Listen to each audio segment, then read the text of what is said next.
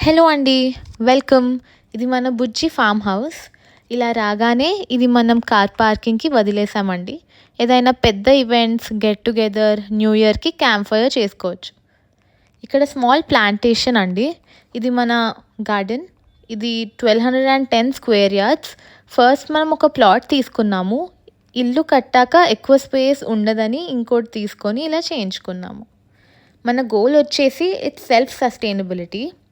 It's not for commercial purpose అండి. కిలోస్‌గా అన్నీ పండించి చేయడం కాదు. వీఆర్ అ ఫ్యామిలీ ఆఫ్ 3 అండి. మనకు కావాల్సినన్ని వెజిటేబుల్స్ మనకి వచ్చేటట్టు ప్లాన్ చేసుకున్నాము. అందుకే మనకి ఒక్క క్రాప్ కూడా చాలా ఎక్కువగా అనిపించదు. బట్ మల్టిపుల్ వెరైటీ ఉంటుంది. మ్యాంగో ట్రీ చూసారా? ఇది అందరికీ ఫేవరెట్ ప్లేస్ అండి. ఈ చెట్టు కింద కూర్చొని ఎంజాయ్ చేస్తారు.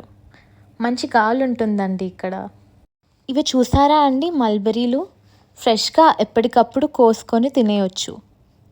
ఎప్పుడైనా మనము కూరలతో పాటు పువ్వుల్ని కూడా పెట్టుకోవాలండి. క్రాస్ పోలినేషన్కి బాగుంటుంది.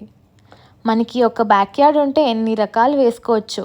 మన దగ్గర ఒక 9 to 10 వెరైటీస్ ఆఫ్ మ్యాంగోస్ ఉన్నాయి. పనస చెట్లు, ఒక 2-3 జామ చెట్లు, నేరేడు చెట్లు, సీతాఫలాలు, సపోటాలు, మనం సీజనల్ ఫ్రూట్స్ అన్నీ వేసుకోవచ్చు.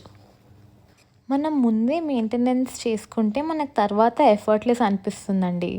ఈ రెక్టాంగులర్ బెడ్స్ చూసారు కదా, ఇది మనం ఆకుకూరలకి, హర్బ్స్కి వేయించాము.